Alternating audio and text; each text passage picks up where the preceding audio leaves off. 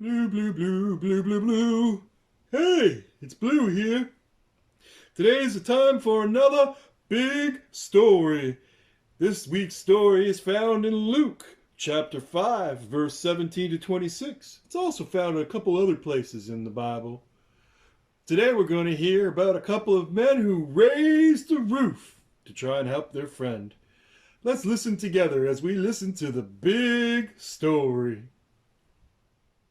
Blew out.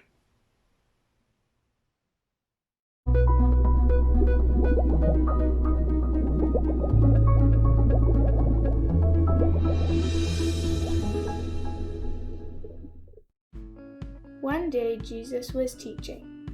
Pharisees and teachers of the law were sitting there. They had come from every village of Galilee and from Judea and Jerusalem. They heard that the Lord had given Jesus the power to heal the sick. Some men came carrying a man who could not walk. He was lying on a mat.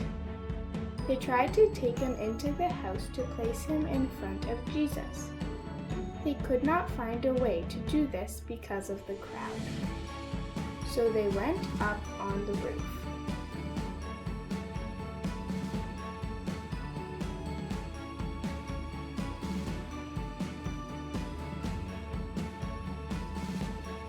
Then they lowered the man on his mat through the opening in the roof tiles. They lowered him into the middle of the crowd right in front of Jesus.